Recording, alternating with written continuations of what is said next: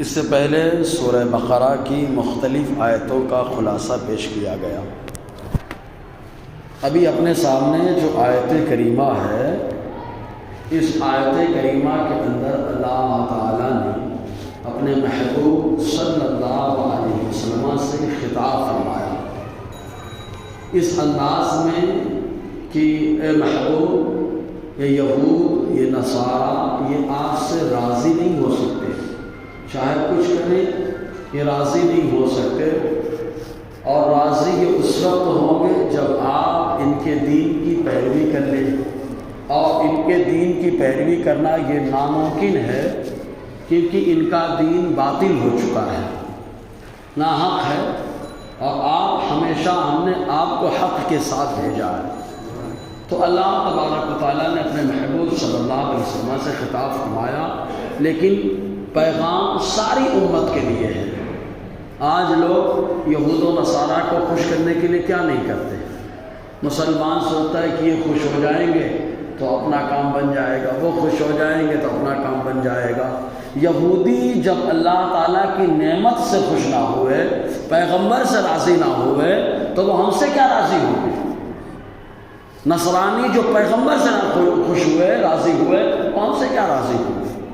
اللہ تبارک و تعالیٰ فرماتا ہے وَلَن تَرْضَ عَنْكَ الْيَهُودُ وَلَا النَّصَارَى حَتَّى تَتَّبِعَ مِلَّتَهُمْ، اور ہرگز راضی نہ ہوں گے آپ سے یہودی اور نہ ہی نصرانی، یہاں تک کہ آپ ان کے دین کی پیروی کر لیں، یعنی ان کے دین کی پیروی کریں گے تو ہی راضی ہو سکتے، ورنہ نہیں ہو سکتے۔ یہودی کن کو کہا جاتا ہے؟ یہ دراصل یہودی ہو یا نصرانی ہے تو بنی اسرائیل ہے، تو یعقوب علیہ السلام کی اولاد، کہ یعقوب علیہ السلام کا لقب ہی اسرائیل ہے، انہی کی اولاد کو بنی اسرائیل کہا جاتا ہے۔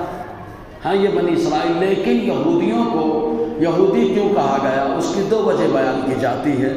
چونکہ حضرت یعقوب علیہ السلام کے 12 بیٹے رہے، حضرت یوسف علیہ السلام کے علاوہ 11، تو 12 بیٹے ٹوٹل رہے۔ ان میں ان تمام بیٹوں میں جو سب سے بڑے بیٹے کا نام تھا یہودا، اسی یہودا کی طرف نسبت کرتے ہوئے یہودی اپنے آپ کو یہودی کہتے ہیں۔ اور یہودا کی طرف نسبت کیوں کرتے ہیں؟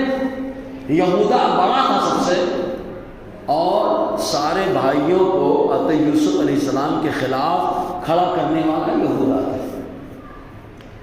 تو پوری سازش رچی، اگرچہ بعد میں ان لوگوں نے 11 بھائیوں نے کہا تھا حضرت یوسف علیہ السلام سے کہ آپ ہمارے لیے بخشش کی دعا کر دیں کہ اللہ ہمارے گناہوں کو معاف فرما دے، تو حضرت یوسف علیہ السلام نے فرمایا اللہ تعالیٰ توبہ کرنے والے کے گناہوں کو معاف فرمانے والا ہے۔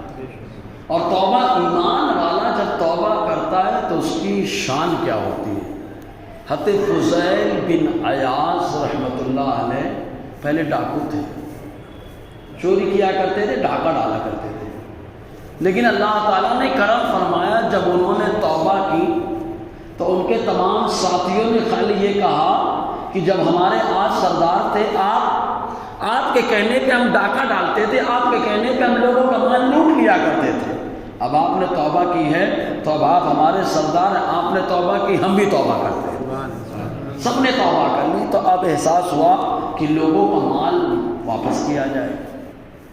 لوگوں کا مال واپس کرنے لگے، سب مال ختم ہو گیا۔ یاد آیا کہ ایک یہودی تھا، اس کے مال کو بھی ہم نے لوٹا تھا، سونے کی اینٹ تھی وہ جن کو ہم نے لوٹ لیا تھا۔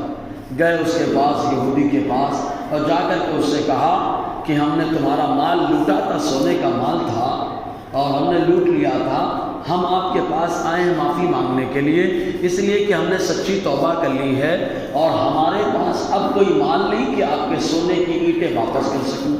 تو یہودی نے کہا میں نے تورات کے اندر یہ پڑھ رکھا ہے کہ جب ایمان والا امت محمدیہ کا کوئی شخص توبہ کرتا ہے، اگر وہ مٹی کو بھی ہاتھ پر لگا دیتا ہے تو اللہ تعالیٰ اسے بھی سونا بنا دیتا ہے۔ تو ہم نے پڑھ رکھا ہے، تو آپ نے اگر سچی توبہ کی ہے تو آپ مٹی کو ہاتھ لگائیں گے وہ سونا بن جائے گا۔ حضرت فضیل بن عیاض رضی اللہ تعالی عنہ نے اپنے ساتھیوں کو کہا چھوٹی چھوٹی اینٹ مٹی کی بنائی اور بنا کر کے یہودی کے پاس لے کر کے آئے، جب تک ان کے ہاتھ میں تھی وہ اینٹ تھی، وہ بھی کس کی؟ مٹی کی تھی۔ جب یہودی کے ہاتھ پہ رکھا تو اللہ تعالیٰ نے اس کو سونے کی اینٹ بنا دیا۔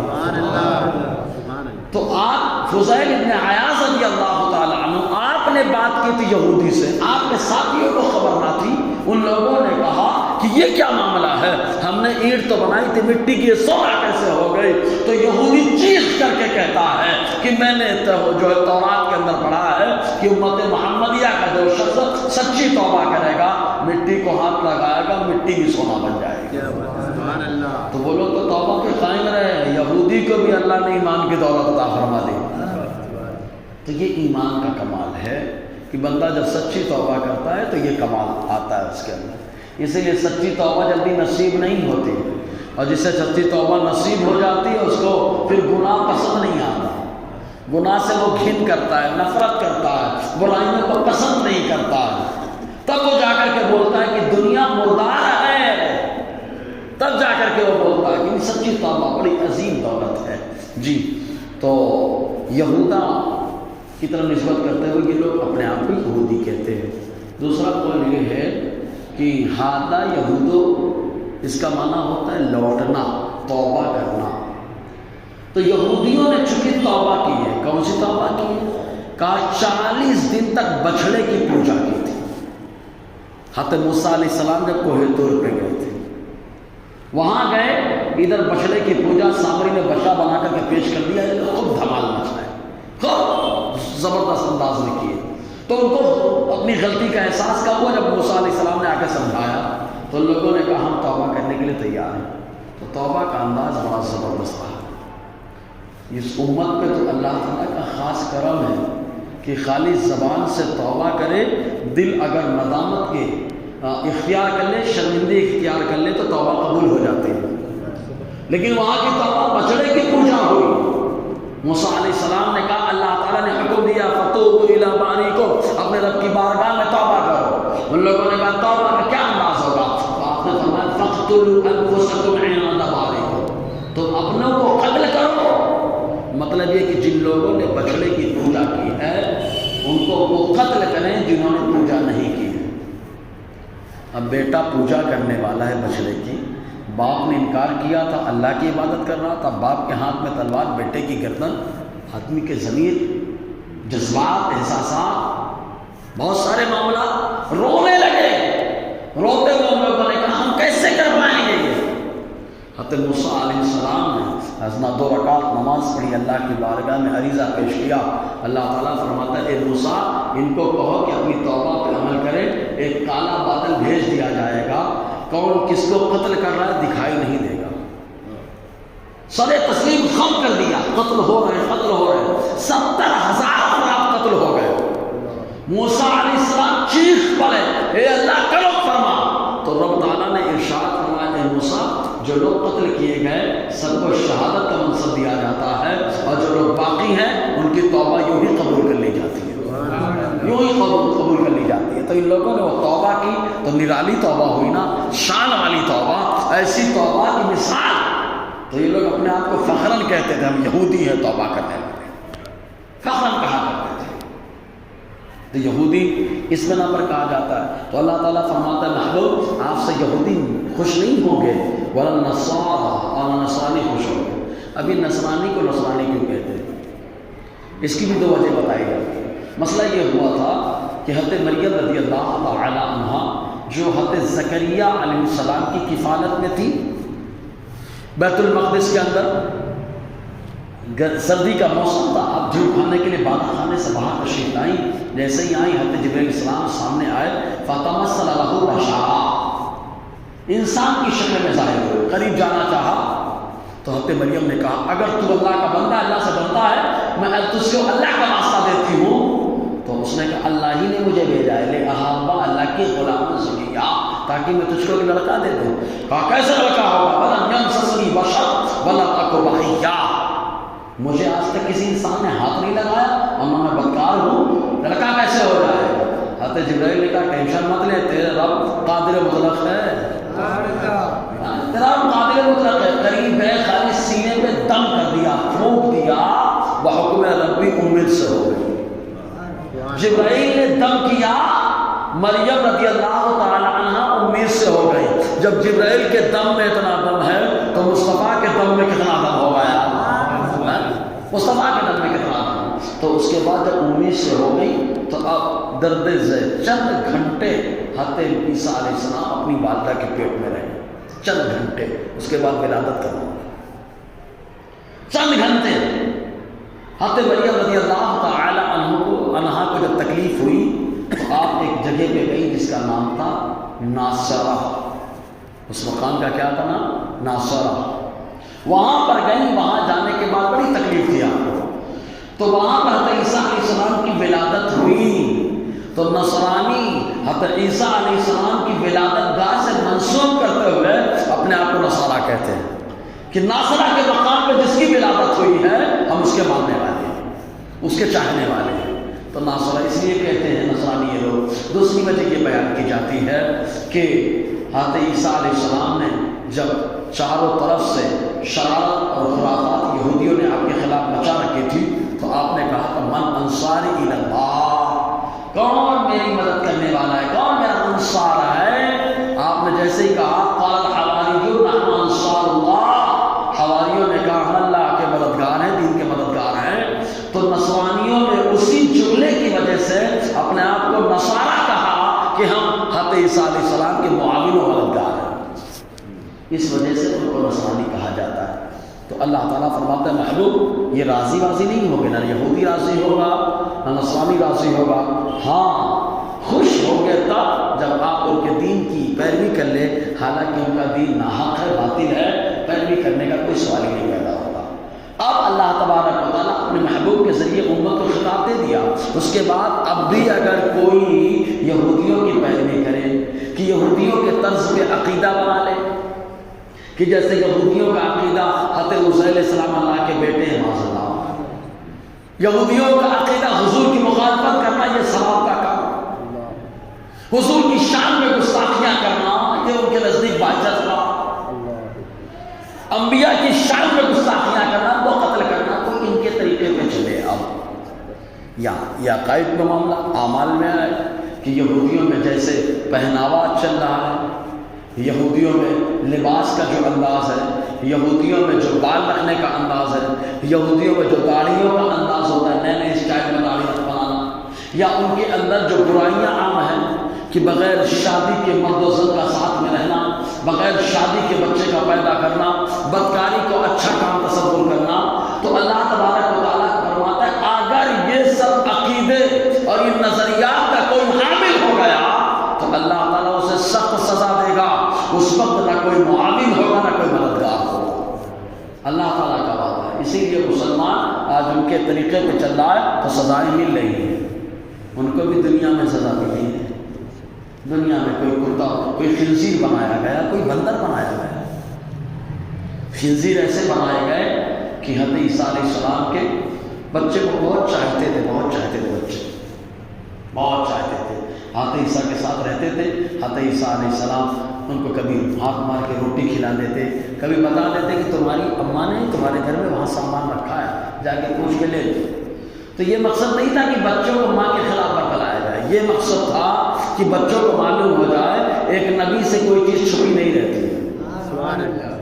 سمجھ رہے نا؟ یہ بتانا مقصد تھا. تو لوگوں نے حضرت عیسیٰ کے خلاف پروپیگنڈا کرنا شروع کر دیا.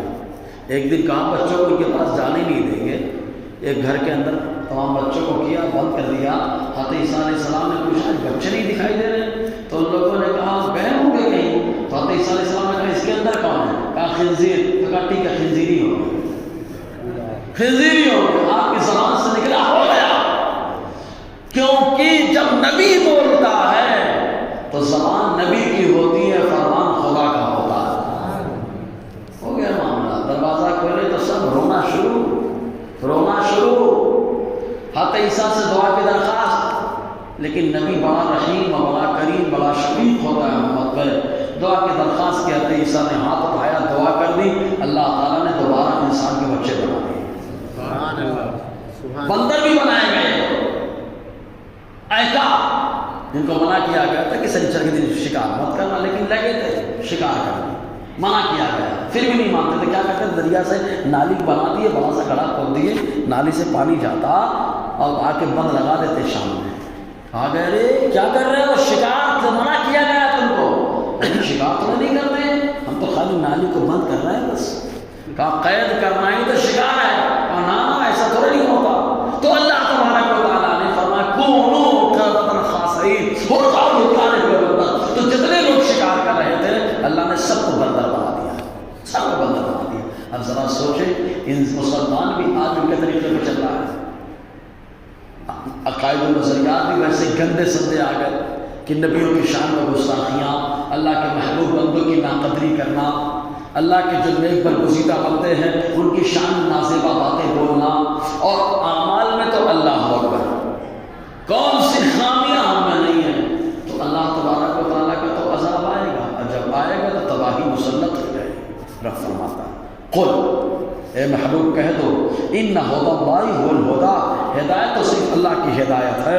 وَلَئِنِ اتَّبَعْتَ أَهْوَاءَهُمْ، اے سننے والے اگر تو نے ان کی خواہشوں کی پیروی کر لی. کس کی خواہشوں کی؟ یہودیوں کی خواہشوں کی، نصرانیوں کی خواہشوں کی. بعد الذی جاءک من العلم، بعد اس کے کہ تمہارے پاس علم آ چکا ہے تو اللہ کا عذاب آئے گا.